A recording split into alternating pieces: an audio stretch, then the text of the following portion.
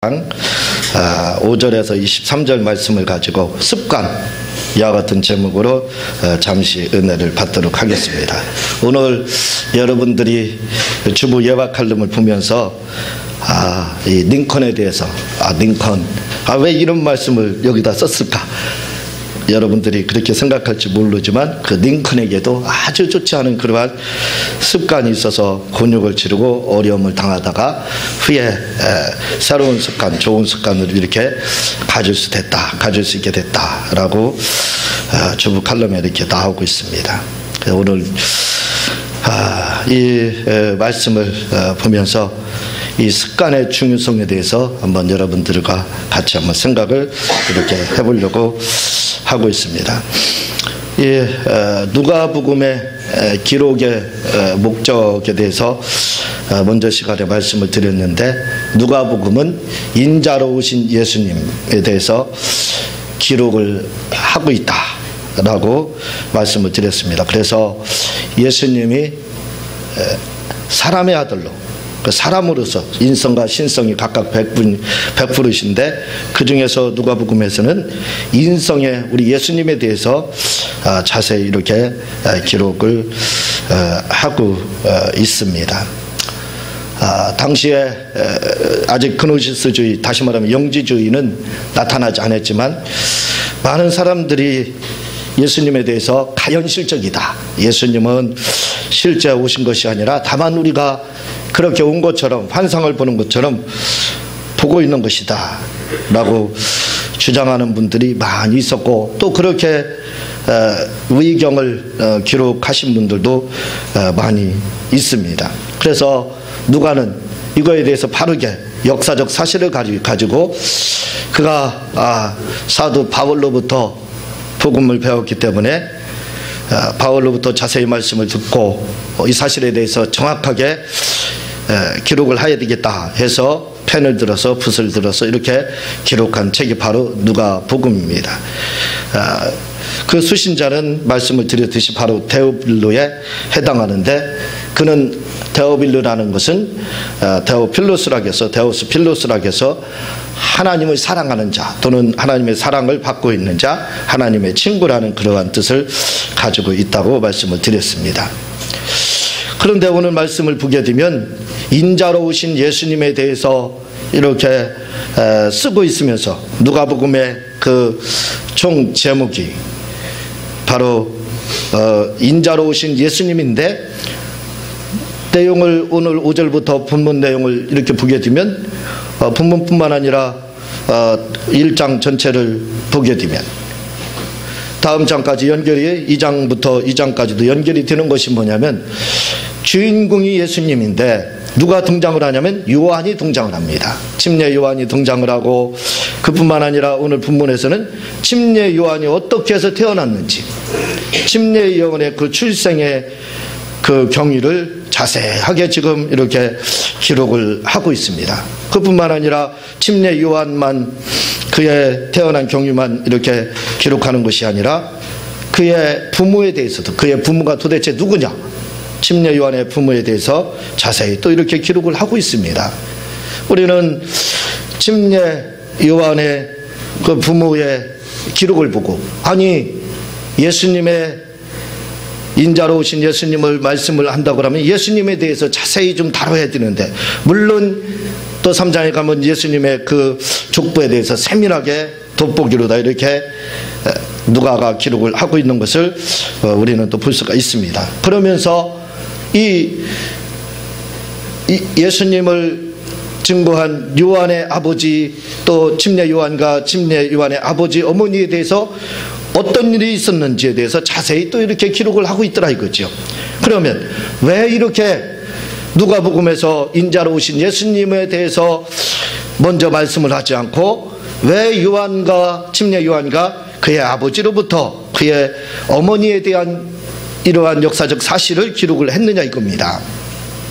그냥 요한이 글을 쓰다 보니까 자기가 목표한 것이 24장인데 24장까지 못 쓸 것 같으니까 장을 채우기 위해서, 구색을 맞추기 위해서 이렇게 기록을 했다, 여러분들은 그렇게 생각하느냐 이거죠. 왜 침례 요한의 아버지에 대해서 또 침례 요한에 대해서 이렇게 세밀하게 기록을 했느냐 이겁니다. 그거부터 우리가 알아야 된다 이거지요. 이렇게 인자로 오신 예수님에 대해서 기록을 하면서 누가는 그렇게 기록을 하면서 침례 요한과 그리고 그의 부모에 대해서, 그의 침례 요한의 출생의 비밀에 대해서 이렇게 이야기를 전개해가는 이유가 있습니다. 그것은 바로 그노시스주의, 다시 말하면 영지주의자들이 말하는 것처럼 예수님은 그냥 가현실로다, 현실이 아니고 그냥 너희들이 단체로 환상 본 거다, 이렇게 주장을 하는 것에 대해서 이 예수님이 누군지에 대해서 바로 증거할 자 침례 요한부터 이야기를 하는 겁니다. 왜냐하면 침례 요한에 대한 증거가, 여러분 제가 아무리 훌륭한 말을요, 신비한 철학적인 말을 한다 할지라도 제가 외치는 말은 요 하나에서 빙빙 돌다 역사 속으로 사라집니다. 그러나 대통령이나 또 훌륭한 사람 한마디가 말 한마디 딱 던져봐요. 그러면 그 말은 역사의 기억이 되고 기록이 돼서 남아 있습니다. 다시 말씀드리면, 만약에 침례 요한의 예수님을 증거할 이 침례 요한이라고 하는 사람이 별 볼 일 없는 사람이라 이거죠. 저 길거리에 있는 거지와 같은 그러한 노숙자라 이거죠.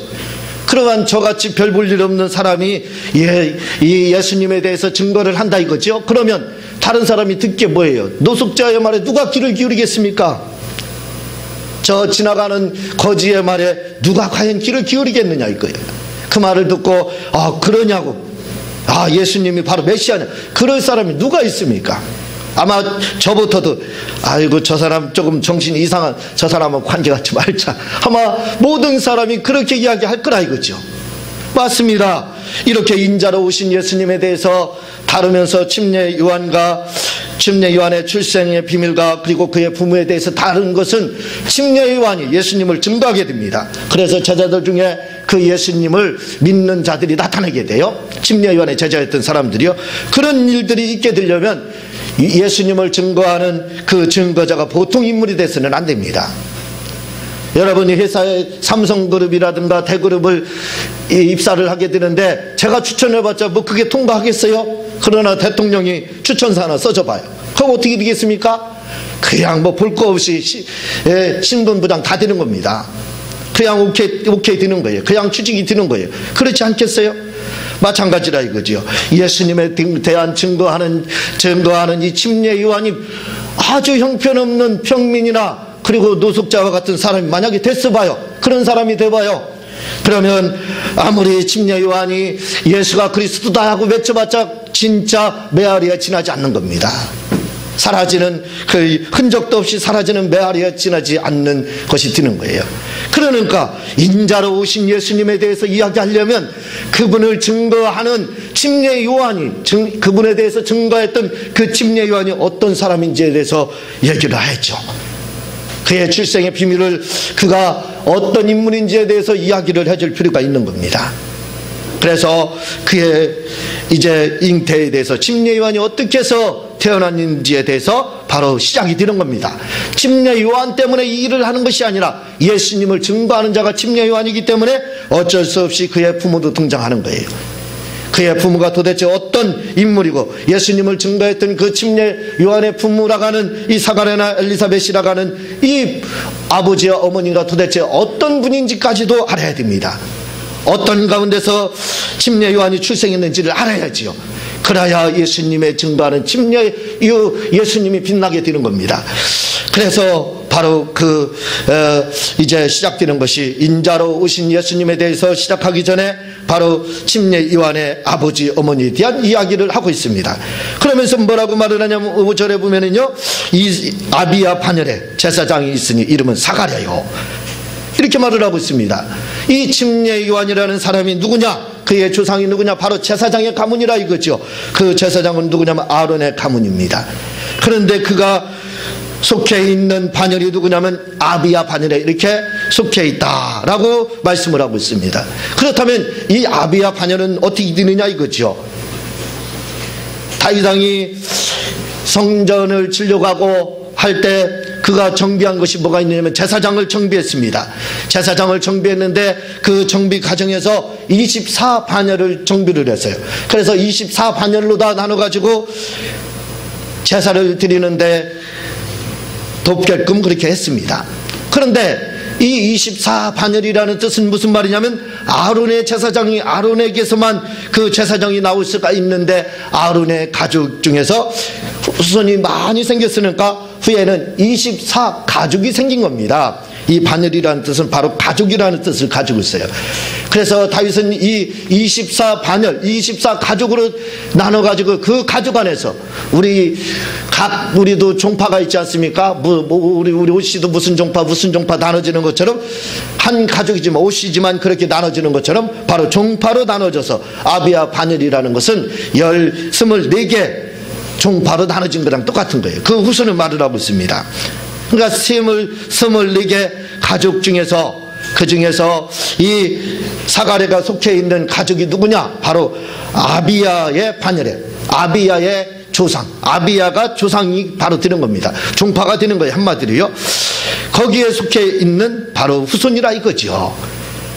그러면서 이 아비야라고 하는 사람은 몇 번의 반열에 속했냐면 바로 8번째 반열에 속해 있는 사람이에요. 가족 중에 24 가족 중에서 8번째에 속해 있는 사람입니다. 근데 이 8번째라는 것은 이들이 일주일에 한 번씩 분향을 하기 때문에 1년에 24개니까 한 번에서 2번씩 각 지파별로 이렇게 분향할 기회가 오게 되는 겁니다.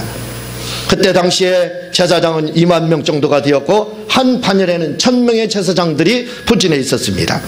그리고 각 반열에서 이제 반열대로 자기 순서가 왔을 때 분향을 하러 들어갈 때 그 분향하러 아무거나 들어가는 것이 아니라 오늘 성경에 나와 있는 것처럼 바로 제비를 뽑습니다. 그러니까 1000분의 1이에요. 따지면 2만 분의 1에 해당하는 거죠. 그러나 반열로 나눠서 반열 차례로 오기 때문에 그것이 오지만 1000분의 1입니다. 그러니까 평생에 어떤 사람은 한 번도 분향을 참여할 수도 없는 거예요. 그런데 하나님의 은혜 가운데 그 제비를 뽑았는데 1000분의 1 중에서 누가 뽑혔느냐? 바로 아비야라는 사람이 사가랴가 하는 사람이 아비야 반열 속에 있는 사가랴가 하는 사람이 바로 뽑히게 된 겁니다. 그래서 분향을 하러 들어가게 되는 거예요. 이게 그러니까 이런 놀라운 하나님의 특별한 은혜가 바로 사가랴에게 임했다. 예수님을 증거하는 침례 요한의 아버지가 바로 이런 사람이다 라는 것을 이야기를 하고 있고, 또 엘리사벳이라고 하는 이 어머니라고 하는 사람은 누구냐? 이 어머니도 역시 아론의 후손이라 이거죠. 그런데 이 아론의 후손인 이 엘리사벳이 1장 30몇 절에 가게 되면 마리아의 친족이다 이렇게 말을 하고 있습니다. 마리아의 친족이라고 하는데 원어로 따져보면 조카다 이렇게 돼 있어요. 그러니까 이것은 오촌에 해당하는 고모가 되는지 어떻게 되는지는 모르겠습니다. 어쨌든 친족이다 이렇게 말을 하는데 이 여인 역시도 정통성을 가지고 있다 이거죠. 왜냐하면 이 여인도 이 엘리사벳이라고 하는 이 침례 요한의 어머니도 누구냐면 바로 아론의 반열에 속해 있다 이거죠. 아론의 후손이더라 이거죠. 그러니까 이 혈통이라고 하는, 다시 말하면 침례 요한이라고 하는 사람의 혈통은 완전히 보장이 되는 겁니다. 신원이 완전히 보장이 되는데 예수님을 증거할 그가 누구냐? 보통 사람이 아닌 그 침례 요한이 누구냐? 바로 제사장 가문에서 또 태어나게 됐는데 어떤 과정을 태어나게 되냐면 아주 특별한 하나님의 은혜가 임하더라 이거죠. 그래서 그 특별한 은혜가 임해가지고 분향을 하는 가운데 천사가 나타나가지고 잉태를 하더라 하는 것이 오늘 말씀의 개요다. 이렇게 여러분들이 보면 될 겁니다. 자, 이렇게, 그런데 뭐라고 이야기를 하냐면 이 침례 요한의 아버지 사가랴 그리고 그의 어머니 엘리사벳에 대해서 6절은 뭐라고 말을 하냐면 6절을 한번 읽어보겠습니다. 6절 큰 소리로 시작.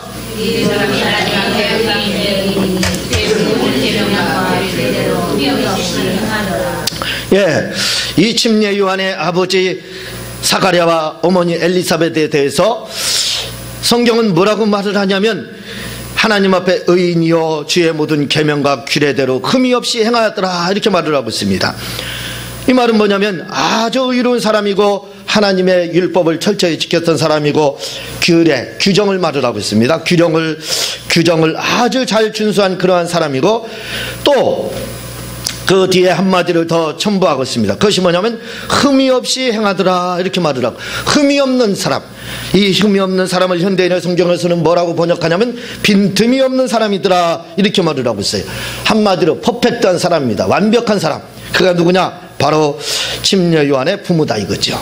사가랴와 그리고 엘리사벳이 바로 거기에 속하게 되는 겁니다. 이런 엘리사벳이라고 하는 어머니와 사가랴가 하는 아버지를 둔 이 침례 요한의 아버지 부모는 이렇게 완벽한 사람이었다라고 이야기를 하는데, 참으로 안타까운 것이 한 가지가 있습니다. 그것이 뭐냐면 이렇게 완벽한 것을 갖고 빈틈이 없고 하나님의 계명과 규례를 잘 지킨 사람이 있는데, 그러나 이 사가랴에게도 한 가지 문제가 있었습니다. 그 문제는 뭐냐면 바로 부정적인 사람이었다는 거예요. 이게 참 안타까운 현실이에요. 우리 성경의 그 내용들을 볼 때는 여러분들이 아니 사가랴가 무슨 부정적인 사람입니까? 이렇게 말씀할지 모르겠어요. 그러나 이 사가랴는 흠이 없는 사람이고 빈틈이 없는 사람이었지만, 하나님 앞에서 그렇게 행할 때는 행했지만, 그러나 그는 평소에 말이 부정적인 사람이었습니다. 얼마나 말이 부정적인 사람이냐면 기도해놓고 안 믿었어요. 뭐 설마 그럴 리가, 자녀 달라고 무자하기 때문에 하나님 나에게서 에이 무슨 자녀를 주겠느냐, 나 같은 사람에게 하는 그러한 계명과 규례는 잘 지켰지만 그의 언어 가운데는 부정이라는 것이 습관화되어 있는 사람입니다.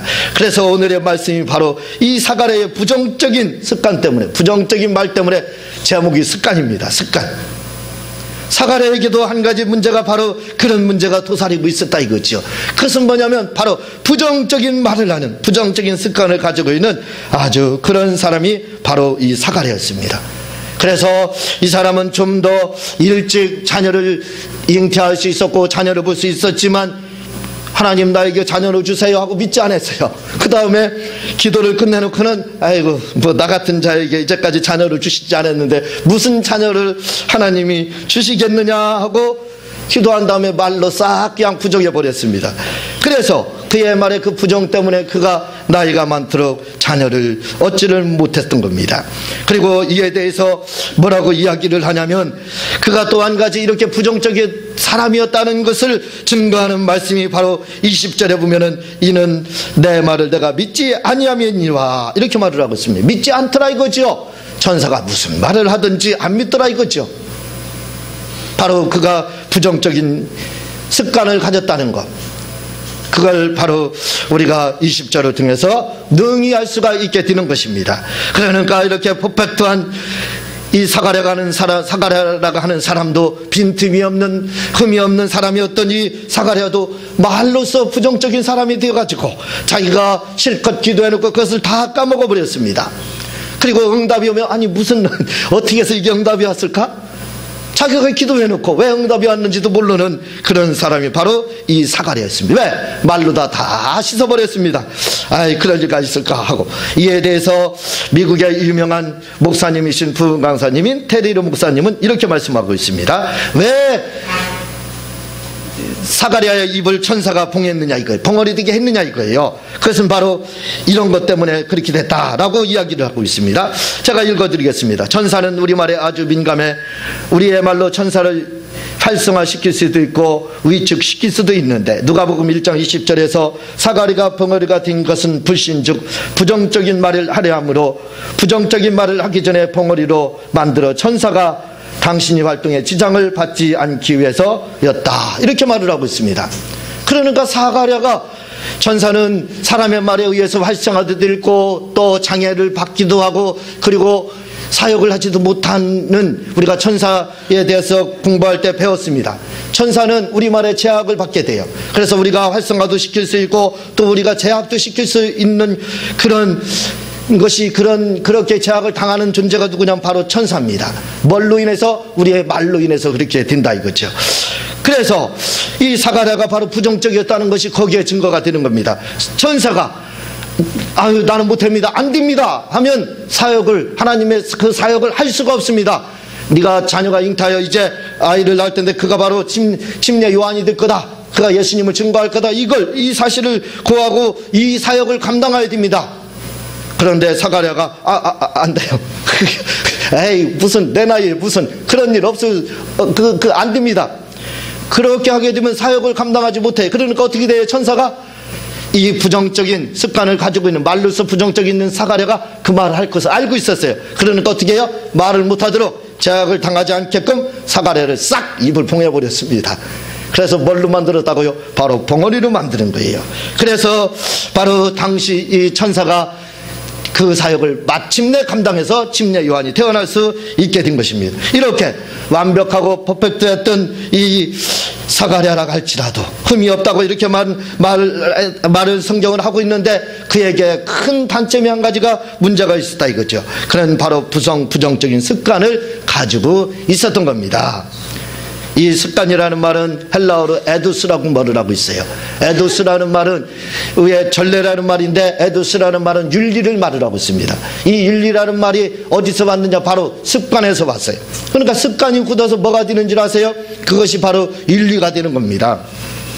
그런데 선진국으로 갈수록요, 선진국으로 가면 뭐가 없어지냐면 윤리와 법이 구분이 안 됩니다. 윤리가 곧 법이고 법이 곧 윤리가 돼요. 도덕이 곧 법이고 윤리가 곧 법입니다. 법이 윤리고 법이 도덕이 돼요. 그러나 후진국으로 갈수록 어떻게 되냐면 정에 이끌려가지고 윤리와 도덕과 법이 완전히 따로 국밥이에요. 완전히 구분이 됩니다. 그래서 미국이나 이런 선진국들은 다 뭐가 있어요? 윤리는 없습니다. 법만 존재해요. 우리나라에도 윤리가 존재했었습니다. 윤리와 도덕이 존재해서 길거리에서 침 뱉으면 안 돼요. 어른을 보면 인사해야 됩니다. 눈이 오면 집 앞에 눈을 쓸어야 돼. 그것이 뭐가 됐었어요? 하나의 윤리와 도덕입니다.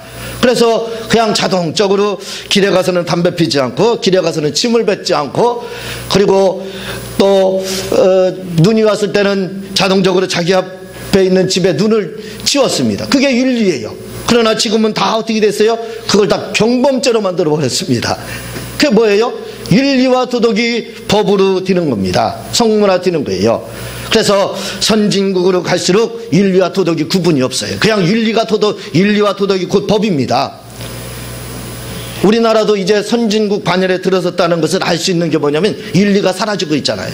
도덕이 사라지고 있습니다. 뭐만 존재하고 있어요? 바로 법만 존재하고 있는 겁니다. 이렇게 법만 존재한다 하면 이제는 선진국 반열에 들어섰다 이렇게 보면 되는 거예요. 이렇게 윤리라고 하는 것은 습관이 굳어져서 그것이 윤리가 되고 그 다음에 그것이 법으로 진화가 되는 것이 바로 법인 겁니다. 자, 이 습관에 의해서 모든 것이 좌우가 되는 겁니다. 믿음보다 그래서 더 무서운 것이 뭐냐? 그것이 바로 뭐냐면 습관입니다. 믿음이라는 건 뭐예요? 한번 의식을 합니다. 내가 믿어야지. 이걸 믿어야지 해서 믿어요. 그러나 습관이라는 건 어떻게 해요? 의식하지 않으면 어떻게 돼요? 옛 습관이 다 나옵니다. 옛 사람, 옛 혈기가 다 나오고 옛 것이 다 나오는 거예요. 구정물동 한번 발로 탁 차면 나 살아있다 하고 깍두기니 콩나물이 다 뜨는 것처럼 다 뜨는 겁니다. 그게 바로 습관이라 이거죠. 그래서 믿음 갖기는 쉬워요. 믿음은 내가 그래 믿어야지 해서 할 수 있습니다. 그러나 습관은 몸에 배 있어요. 자동으로 다 그냥 나도 모르게 어느 순간에 나와 있습니다. 그것이 꿈틀꿈틀해서 움직이고 있어요. 나를 움직이고 있습니다.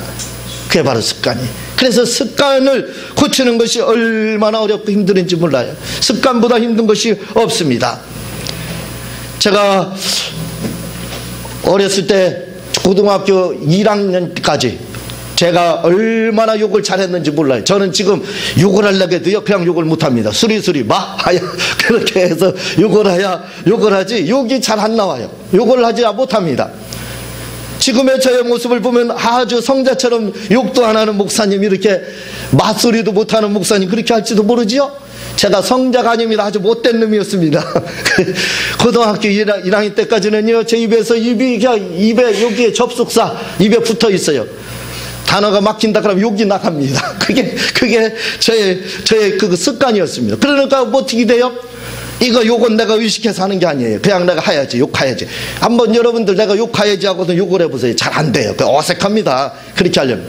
그런데요, 습관이 된 사람은 어떻게 돼요? 그냥 자연스러워요. 너무 자연스럽게 딱 나옵니다. 치명적인 상처를 줄 수가 있죠. 그게 바로 습관입니다. 그래서 욕도 바로 이러한 습관에 해당하는 거예요. 네. 그러나 제가 너무 몸이 안 좋아가지고 2학년 때, 고등학교 2학년 때 예수를 믿은 이유가 몸이 안 좋아서 믿었다고 했죠. 근데 제가 예수 믿기 전에 생각을 했습니다. 아니, 내가 왜 몸이 안 좋을까? 그랬더니요, 내가 욕을 너무 많이 한 것 같아요. 그래서 예수 믿기 전에 나 욕을 안 해야지. 그래서 고등학교 2학년 때 올라가면서 욕을 안 하기 시작했어요. 그건 예수 믿기 전입니다. 그래서 욕을 안 하다 보니까 이제는 뭐가 습관이 됐어요? 좋은 습관이 됐습니다. 뭐가? 욕 안 하는 습관이 된 거예요. 이 습관이라는 것이 이렇게 힘든 겁니다. 이렇게 무서운 거예요. 그래서 믿음보다 더 무서운 게 바로 뭐냐면 습관입니다. 그래, 우리말에 뭐가 있어요? 3살 버릇 8까지 간다. 그 습관, 3살의 그 습관 8까지 간다는 거예요. 늘 죽을 때까지 그게 가는 것이 뭐냐면 바로 습관이고, 또한 바늘도둑이 뭐든 뛴다고요? 소도둑 뛴다. 그 도둑질도 뭐예요? 습관에 의해서 바로 그렇게 되는 겁니다. 우리가 김유신 장군의 말에 대해서 너무 잘 알죠? 김유신 장군이 젊었을 때 그 천관이라는 기생에게 빠졌어요. 그래가지고 공부를 하지 않고 공부하러 서당에 가야 되는데 가다가 어디 가요? 가다 보면 새길로 가는 겁니다. 그 천관이라는 기생을 보러 가는 거예요. 그러다가 엄마한테 들켰어요. 어머니한테 들켜가지고 어머니한테 얼마나 혼났는지 몰라요. 매질을 당했습니다. 그래서 김유신 장군이 결심했어요. 다시는 내가 기생집에 가지 아니하리라. 그렇게 마음을 먹고 이제 서당에 가려고 하는데 어떻게 됐어요? 이미 여러분들이 더 잘 알고 있지 않습니까? 아니, 말이 그동안 습관이 돼 있어가지고 말이 어디로 가는 거예요? 클릭하는 거예요. 그래서 사랑하는 말을 어떻게 했다고요?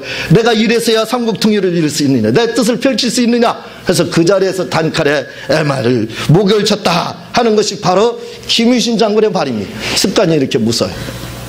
애매한 그 자기 습관 때문에 말이 죽은 겁니다. 이 습관을 고치는 것이 쉽지가 않아요. 그래서 제가 그 전에 영화를 보니까요, 무슨 영화 여러분들이 봤는지 모르지만 이 손이 따로 움직이는 그 영화가 있어요. 그 머리하고 생각하고 손이 따로 움직여. 머리는요, 내가 도둑질 하지 아니하지, 사람 해치지 아니하지, 살인하지 아니하지 하는데 손이 막 가서 사람을 지키고 자기가 절제를 못하는 거예요. 막 가서 그냥. 저는 무슨 생각이 드느냐면 바로 습관이 그런 거다.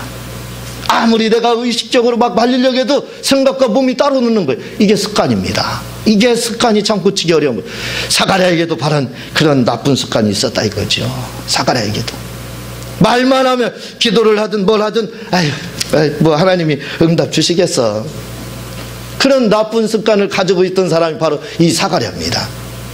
그래서 사가랴는 결국 그 습관 때문에 뭐까지 됐어요? 할 수 없이 벙어리까지 된 겁니다. 왜? 하나님의 일에 지장이 될 수가 있어요. 여러분들이 부정적으로 말하는 그 습관, 부정적인 그 생각, 하나님의 일을 막는 거예요. 잘못하면 여러분들도 뭐가 될 수가 있습니까? 벙어리가 될 수 있는 거예요. 그래서 이 습관이라는 것이 이렇게 고치기 힘든 겁니다. 오죽하면 이 습관이 굳어서 윤리가 되고 법이 된다고 이렇게 에도스 법이 된다고 이렇게까지 말할 수 있을까요? 여러분, 나쁜 습관을 그래서 빨리 고치는 것이 좋습니다. 예수님도 누가복음에 보면 예수께서 나가서 습관을 쫓아 감람산에 가심에 이렇게 말씀. 감람산에서 예수님도 뭐 했다고요? 습관을 쫓아서 기도하시다가 겟세마네 동산에서 결국 돌아가셨죠. 뭐 하다가 습관을 쫓아서 기도했다는 겁니다. 제가 26년 동안에 하루에 2시간 반에서 3시간 동안 기도를 했어요. 여러분, 이게 쉬운 것 같죠? 한번 해보세요. 쉬운 게 아닙니다. 하루 이틀 1년은 가능할지 몰라요. 그러나 26년 동안 예수님 만나고 지금까지 26년입니다. 그때부터 지금까지 끊이지 않고 비가 오나 눈이 오나 군대를 가든지 어디에 있든지 간에 하루에 2시간 반에서 3시간 기도하는 거, 이거 쉽지 않아요. 여러분, 믿음 가지고 한번 해본다고 해보세요. 믿음 가지고 얼마나 가겠습니까? 믿음이 있을 때나 그것이 가능해요. 그러나 습관에 의해서 기도를 하게 되면요, 그냥 믿음이 자동으로 습관으로 굳어져 버립니다. 그러니까 어떻게 해요? 자연스러워요. 그래서 운동하는 분들은 너무나도 잘합니다. 뭐라 그러냐면요, 운동을 하다 보면은 이상하게 운동을 하다 며칠 쉬어요. 그럼 뭐가 되냐면 몸살이 납니다. 왜냐하면 운동에 인이 박혔어요. 금단현상이 나타나는 겁니다. 그래서 습관에 의해서 사람들이 움직여지는 이유가 왜 그러냐면 금단현상 때문에 그래요. 담배 피던 사람들, 술 먹던 사람이 나타나면 금단현상이 나타나죠. 그게 왜 그러냐? 바로 습관 때문에 그렇습니다. 인이 박힌 거예요. 인이 박힌 거예요. 그러니까 제가 26년 동안에 이렇게 하루에 2시간 반에서 3시간 기도하는 게 그냥 믿음으로 해야지. 여러분 믿음으로 했으면 저 벌써 퇴우당했어요. 그렇게 못합니다. 이것이 인이 바뀌었어요. 하루라도 책을 안 읽으면 입에서 가시가 돋는다고 그러죠. 바로 그 습관이 그렇게 되면 입에서 가시 돋는 겁니다. 지금은 금단현상이 일어나는 것처럼 인이 박혔기 때문에 하루라도 기도하지 않으면요 저는 입에서 가시가 돋습니다. 습관에 의해서 이렇게 돼. 그래서 예수님도 뭐에 의해서? 습관에 의해서 기도하러 갔더라 이렇게 말씀하고 있는 겁니다. 그래서 나쁜 습관은 여러분들을 벙어리로 만들 수가 있어요. 사가랴처럼 이 부정적인 습관, 말을 하는, 그러면 자기도 이건 몰라요. 그냥 에이 하나님 뭐 응답 주시겠어. 자기도 모르게 부정해버리는 거예요. 그걸 누구 앞에서까지도? 하나님 앞에서. 그게 누구 앞에서? 하나님의 명령을 받고 있는 가브리엘 천사 앞에서. 에이 무슨 그런 말씀을 하십니까? 농담하지 마세요. 그런 일 일어나지 않습니다. 그러니까 어떻게 됐어요? 믿지 않으니까. 믿지 않으려고 딱 하려고 할 때 바로 입을 붕어버린 겁니다. 그래서 벙어리가 되게 하였더라 라고 이렇게 말씀을 하고 있습니다. 여러분 습관이 이렇게 하나님의 일에도 지장이 될 수가 있는 겁니다.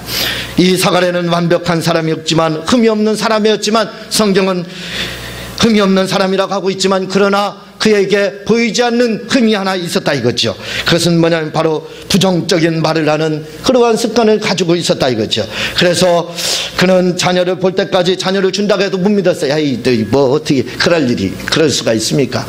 그렇게 해가지고 결국 벙어리가 되어 있다 이거죠. 그러나 이 사가랴의 같은 일이 똑같이 일어난 사건이 한 가지가 있습니다. 그것이 뭐냐면 바로 창세기 18장에 보게 되면요, 아브라함이 하나님 앞에 자녀 달라고 기도를 했어요.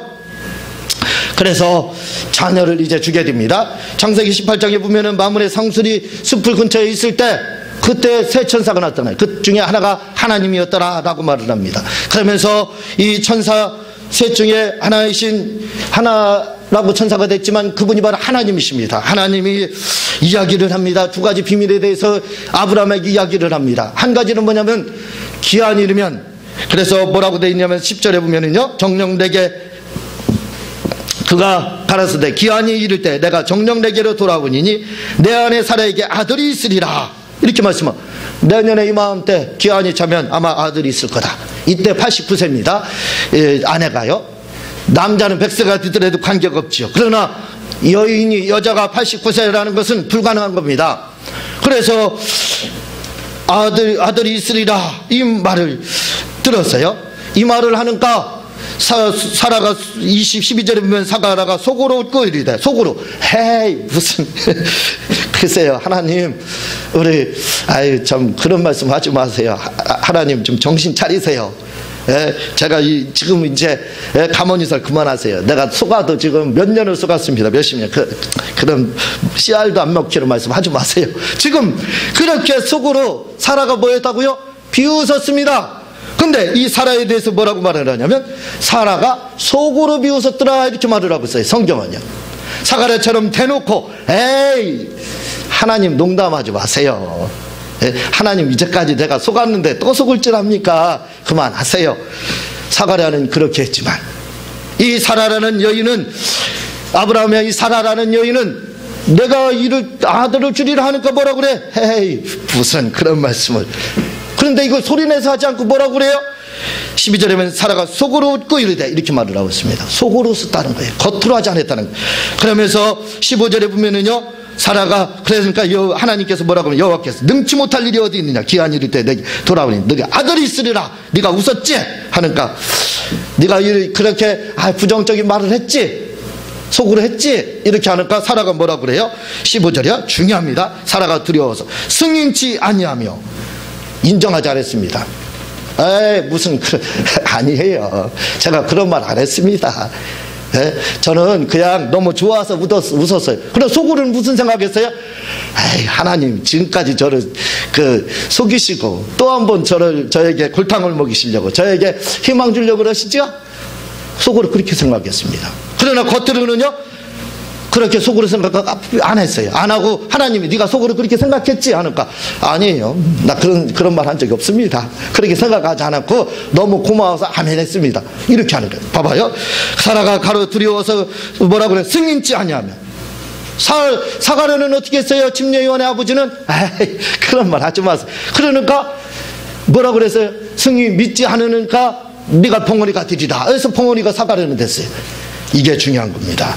그리고 그 다음에 더 심한 말을 한 사람이 나타나요. 하나님이 더 가브리엘을 통해서 6개월 후에 사가랴의 아내 엘리사벳에게 사가랴에게 나타나서 이야기하고 6개월 후에 사가랴 아내 엘리사벳이 임신한 후에 6개월 후에 마리아에게 나타납니다. 마리아에게 나타나가지고 이제 하나님이 더 심한 말을 하는 거예요.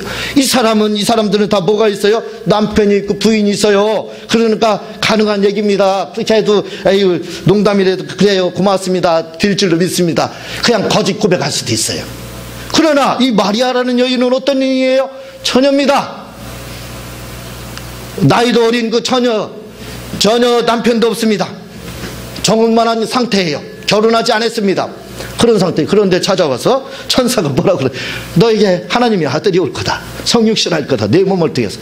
그러니까 어떻게 그런 일이 있어요? 하나님의 말씀이 능치 못할 말씀이 어디 있느냐? 그러니까 마리아가 뭐라 그런 줄 아세요? 38절 1장 누가복음 1장 38절 그렇게 될 줄로 믿습니다. 내가 믿습니다. 바로 인정을 해버려요. 그러니까 벙어리가 안 되잖아요. 사가랴는 어떻게 했어요? 안 믿었어요. 그러니까 벙어리가 됐습니다. 여러분 중요한 게 있습니다. 케네세기 목사님 뭐라고 말씀하냐면 우리가 의심을 해도 속으로 하는 건 관계없다는 거예요. 그건 의심이 아니라는 겁니다. 그러나 의심을 하되 말로써 여러분들이 토설을 하면 그건 완전히 의심이 되고 부인이 되는 거예요. 누구처럼? 사가랴처럼. 그러나 이 사라라는 여인은 어떻게 됐어요? 뭐라고요? 속으로 의심했습니다. 에이 무슨 농담 너 저에게 기쁜 소식 그냥 하나 꿈을 비전 주려고 그러시죠. 속으로 비웃었습니다. 하나님 말씀이에요. 그렇지만 이걸 속으로만 했다는 거예요. 그리고 네가 이렇게 했지 할 때도 승인치 안 했어요. 그런 일 없습니다. 나는 너무 좋아서 웃었을 뿐이에요. 이렇게 말을 해버렸어요. 그러니까 뭐예요? 속으로 의심했어도 어떻게 됐어요? 결국 응답받아서 내년 이맘때 이삭이 태어났고 사라는 벙어리가 되지 않았습니다. 승인치 않으니까 다시 말하면 말로써 부인하지 않으니까 속으로 의심해도 괜찮다 이거죠. 그래서 애기 목사님은 속으로 의심해도 그걸 입으로만 실토하지 않으면 토설하지 않으면 부인이 아니라는 거예요. 의심한 것이 아니라는 겁니다. 바로 증거가 되는 거예요. 창세기 18장을 통해서 그게 증명이 되는 겁니다. 그러나 누가복음에서 이 1장에서 사가랴는 어떻게 됐어요? 입으로 입방정입니다. 부인은 그런 사가랴의 그 입방정의 그 부정적인 말하는 그 잘못된 습관으로 인해서 결국은 그가 벙어리가 된 겁니다. 여러분 습관이 이렇게 무서운 거예요. 그러니까 여러분들이 나쁜 습관을 가지고 있으면 당장 고쳐야 됩니다. 이 습관을 고치지 않으면 후에 그것이 화근이 되는 거예요. 그래서 사가랴처럼 어떻게 돼요? 벙어리가 될 수 있는 거예요. 그러나 속으로 여러분들이 의심했다고 할지라도 사라처럼 그런 적 없습니다. 하나님 말씀 믿습니다. 그럴 줄 믿어요 하면 어떻게 돼요? 응답을 받는 겁니다. 이것은 어디에서 오느냐? 습관에서 오는 거예요. 사라는 긍정적인 믿음을 가진 습관을 가지고 있었고 사가랴는 부정적인 믿음을 가지는 습관을 가지고 있었습니다. 그러나 그들의 그 습관이 그들의 인생에 있어서는 완전히 다른 면모를 보여주더라 이거죠.